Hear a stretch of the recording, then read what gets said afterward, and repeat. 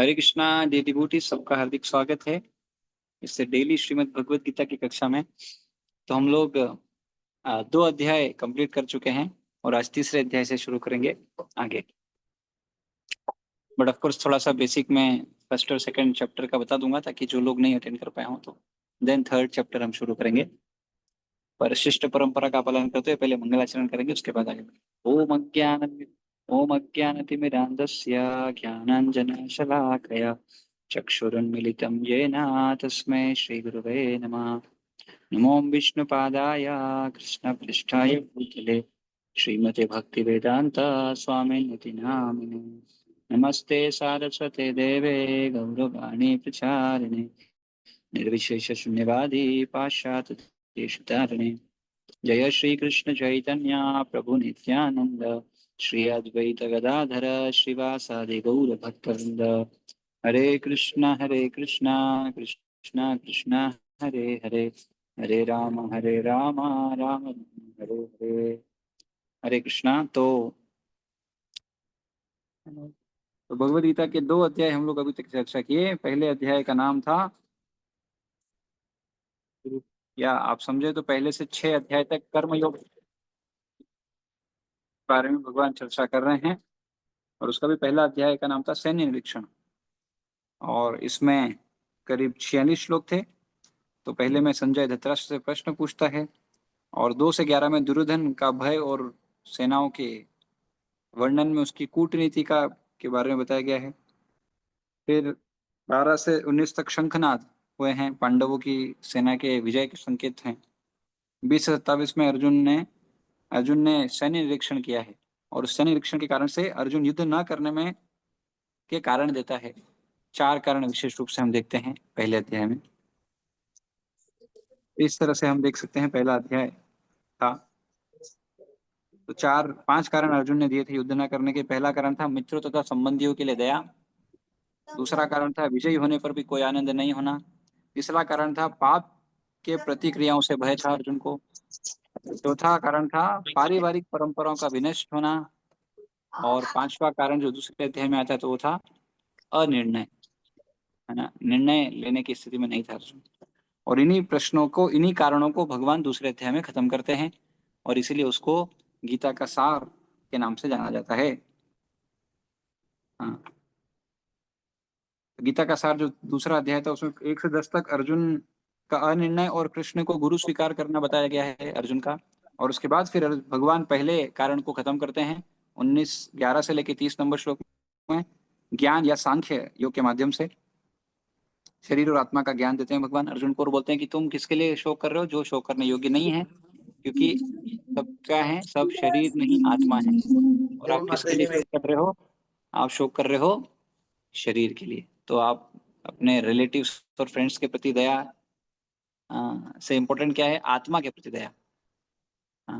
And then दूसरा अर्जुन का जो कारण था युद्ध न करने का, कि जीतने के बाद भी कोई आनंद नहीं होगा, क्योंकि जिनके लिए जीतना चाहता हूँ वही नहीं रहेंगे। तो भगवान अर्जुन को बोलते हैं कि खुशी का आनंद जो है वो कब मिलता है? जब व्यक्ति अपने सकाम कर्म करता है। तो इसलिए 31 से 37 नंबर श्लोक में भगवान अर्जुन को बोलते हैं सकाम कर्म करने के लिए। फिर तीसरा कारण अर्जुन का था युद्ध न करने का, पाप फल आएगा। तो भगवान बोलते हैं पाप कब तक आता है? जब कोई व्यक्ति अपनी इच्छा से कार्य करता है तब तक उसको पुण्य और पाप लगता है, लेकिन अगर वो भगवान की इच्छा से कार्य करता है तो उसको कोई पाप नहीं लगता। तो इसलिए भगवान बोलते हैं आप बुद्धि योग का पालन करो या निष्काम कर्म योग करो, इससे आपको कोई फल नहीं आएगा, कोई पाप का डर आपको नहीं रहेगा, सताएगा, है ना। और एक और कारण था अर्जुन का, क्या? हाँ, पारिवारिक परंपराओं का विनाश के ऊपर। इसको भी भगवान इसी सेक्शन में 45-46 नंबर श्लोक में इसको उत्तर दिए थे। हाँ, कि वैदिक कर्मकांड से ऊपर उठना है और वेदे के उद्देश्य को जानिए क्या है। हाँ,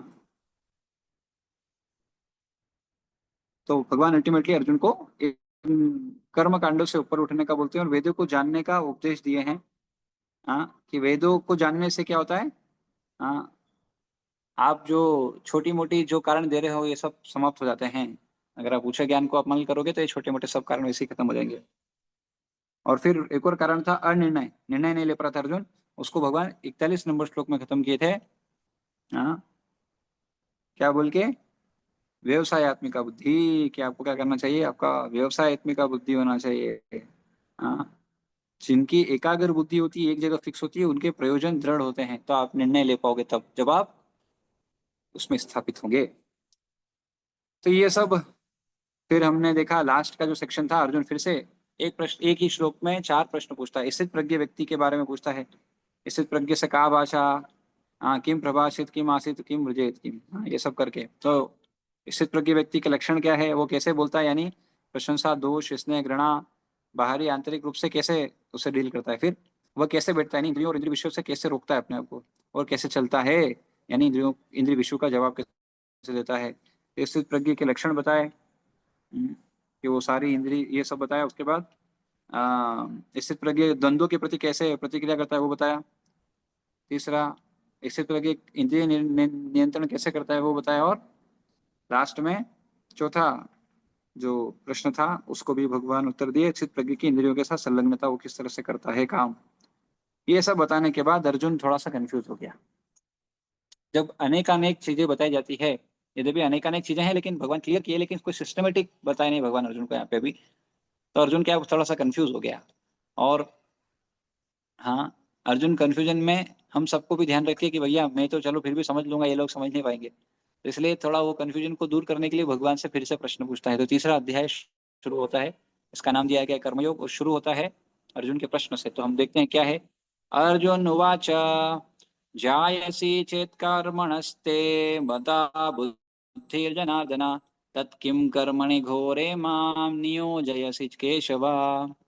अभी अर्जुन जब इतने तरह से सब चीजें सुना, तो उसको लग रहा है भगवान एक जगह पहले बोले सकाम कर्म, उसके पहले ठीक है समझ में आया ज्ञान, लेकिन सकाम कर्म के बाद फिर निष्काम कर्म। तो भगवान ये चाहते हैं कि व्यक्ति निष्कामी बने, यानी सब कुछ छोड़ दे।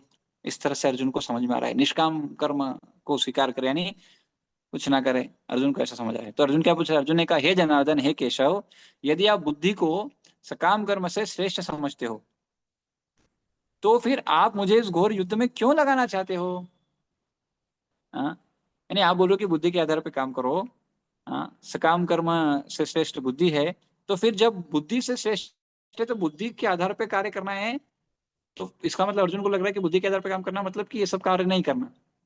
तो सकाम कर्म से श्रेष्ठ अगर आप मानते हो, तो मुझे क्यों सकाम कर्म में, मुझे क्यों युद्ध में लगा रहे हो, ये अर्जुन का प्रश्न है। तो प्रभुपाद जी बोलते हैं, श्री भगवान कृष्ण ने पिछले अध्याय में अपने घनिष्ठ मित्र अर्जुन को संसार के शोक सागर से उबरने के लिए के उद्देश्य से आत्मा के स्वरूप का विशद वर्णन किया है। क्योंकि अर्जुन किसमें था, अर्जुन परेशान था। हाँ, किस लिए परेशान था, उसके लोगों को मरना पड़ेगा। हाँ, तो ये विचार हमारे अंदर भी आते हैं। डर कब आता है पता है? हाँ, जब कोई व्यक्ति आसक्त होता है, तभी वो डर आता है। अगर वो किसी से आसक्त नहीं है, तो उसको किसी चीज का भय नहीं होता है। हाँ, तो डर आता ही आसक्ति से। जब हमारे को किसी चीज से आसक्ति है, अब आसक्ति तो हो गई, लेकिन अब आसक्ति के साथ क्या आएगा, डर। अरे मुझे ये चीज चाहिए, मैं आसक्त हूँ, तो मेरे से दूर नहीं जानी चाहिए, मेरे से खोना नहीं चाहिए, मेरे से दूर नहीं होना चाहिए। और डर में व्यक्ति फिर जीने लगता है, और उस डर से ही पूरा संसार चक्र चलता है उसका। आहार निद्रा भय मैथुन, ये जो भय है वो यही है।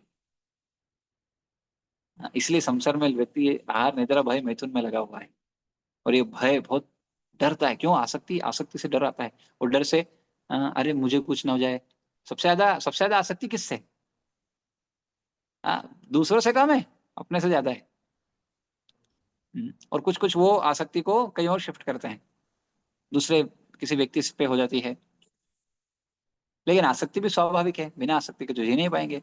इसलिए गीता का संदेश है कि आसक्ति करना है करो, आसक्ति के बिना तो जी नहीं पाओगे, लेकिन वो आसक्ति भगवान से करो। इस दुनिया में आप किसी से भी आसक्ति करोगे, वो बंधन का कारण होगी, लेकिन अगर भगवान से या शुद्ध भक्तों से होगी, तो वो आपके निकलने का कारण बनेगी। सेम आसक्ति है, बस उसको भगवान में लगाना होता है। तो जब अर्जुन इस तरह से जब आसक्त होके देख रहा था शरीर के प्रति, तो भगवान उसका, इसको जब भी किसी व्यक्ति को आसक्ति है, तो आसक्ति कैसे खत्म होता है? आप बोले आसक्ति से डर आता है। डर कब जाता है? जब आसक्ति जाता है। आसक्ति कैसे जाता है? उसकी एक ही विधि है, क्या? ज्ञान बेसिकली। अविद्या बांधती है, विद्या निकालती है ना। जब व्यक्ति को अविद्या होती है, जब व्यक्ति को ज्ञान नहीं होता है, तो वो जो दिखता है उसी को सच मान लेता है। पर जब उसको रियलिटी बताई जाती है तो क्या होता है, तो स्वाभाविक रूप से वो निकलता है उससे। इसलिए ज्ञान आवश्यक है। इसलिए आप देखो सारे शास्त्रों में क्या है, ज्ञान है। अब वो ज्ञान है, अब वो ज्ञान को जब वो अपने जीवन में आत्मसात करेगा तब वो विज्ञान होता है। और ऐसा विज्ञानी विरला होता है जो ज्ञान के आधार पर एक्ट करता है और उस ज्ञान को, ज्ञान में विज्ञान देखता है, यानी उस ज्ञान का आत्मसात करता है और आत्मसात के आधार पर उसको रियलाइज कर पाता है, आत्म साक्षात्कार कर पाता है। तो ये जो ज्ञान है, ये जो हम शास्त्र है, ये किसके लिए है? ये सिर्फ ज्ञान वर्धन के लिए नहीं है। हाँ भैया ज्ञान, हाँ इतना ज्ञान है, ये है, कोट करेंगे हम, लेकिन हमारे जीवन में नहीं अपना ज्ञान तो फिर कुछ होगा नहीं। तो अर्जुन की ये स्थिति थी, इसलिए भगवान सबसे पहले अर्जुन को कहते हैं ज्ञान, है ना। तो विशद वर्णन किया है कि और आत्म साक्षात्कार के जिस मार्ग की संतुति की गई वह है बुद्धि योग या कृष्ण भावनामृत। तो किस आधार पर कार्य करना है? बुद्धि या कृष्ण भावनामृत के आधार पर। कभी कभी कृष्ण भावनामृत को भूल से जड़ता समझ लिया जाता है, लेकिन कुछ लोगों को क्या लगता है, क्या वो करते हैं, ये लोग कृष्ण भावना भावित है, ये लोग कृष्ण कॉन्शियस है, यानी ये कुछ नहीं करते हैं। आज हम लेक्चर सुन रहे थे कुकिंग करते हुए, तो प्रोपाद बोल रहे थे, बोले हमारे 100 से ज्यादा सेंटर है। 100 से ज्यादा सेंटर है, लेकिन हमको लक्ष्मी का कोई कमी नहीं है।